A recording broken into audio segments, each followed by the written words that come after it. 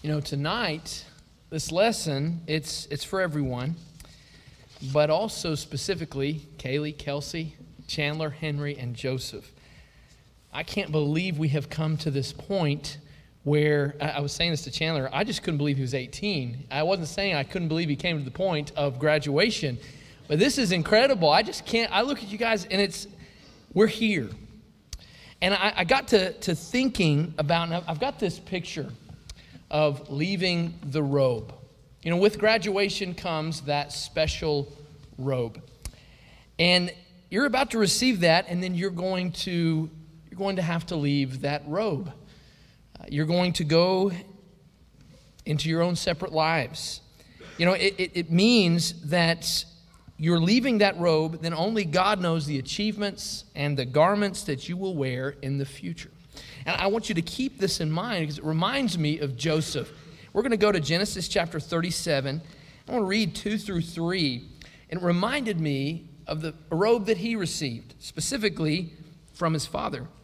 It says, these are the generations of Jacob. Joseph, being 17 years old, was pasturing the flock with his brothers. He was a boy with the sons of Bilhah and Zilpah, his father's wives, and Joseph brought a bad report of them to their father.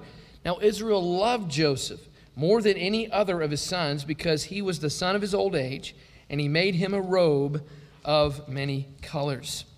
You know, you think about it, you've all been 17, and you have all received that robe in your life. I want you to think about that. You have different uniforms, maybe baseball uniforms, Piggly Wiggly uniforms, marching band uniforms, maybe soccer and also basketball at one time, Henry. I saw that. That was fantastic.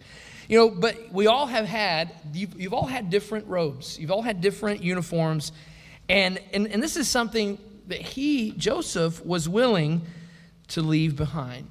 We need to be willing to leave our robe. Genesis 37:23 says, so when Joseph came to his brothers, they stripped him of his robe, the robe of many colors that he wore, and they took him and threw him into a pit. The pit was empty. There was no water in it. Based on Genesis 50, we understand that this was all a part of God's plan. Often we look at this and we only see the negative. But Joseph didn't. He was willing to leave the robe of his childhood from 0 to 17 behind. And that's really what you're doing.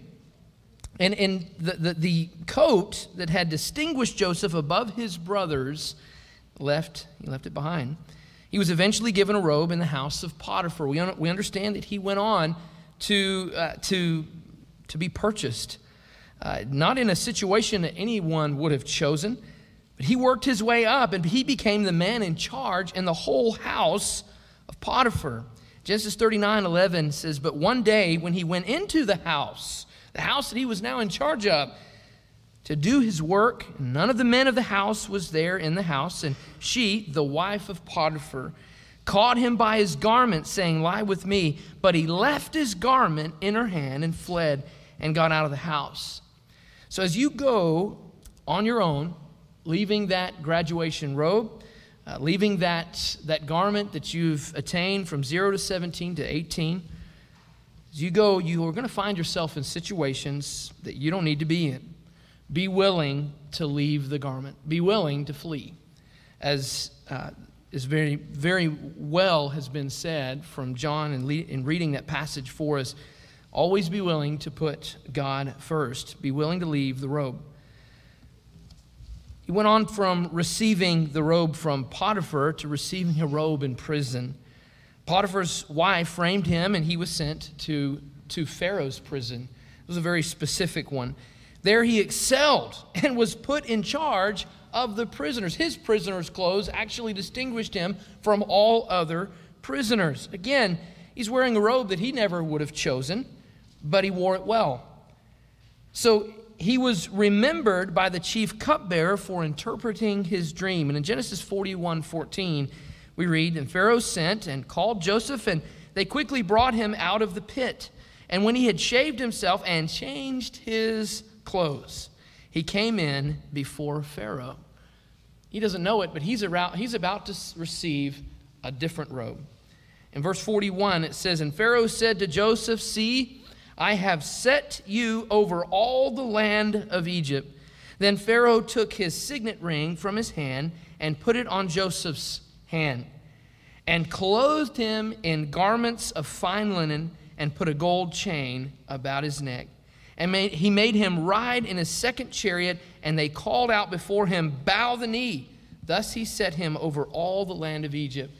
The reason is because he went from wearing the robe that his father had made for him, the coat of many colors.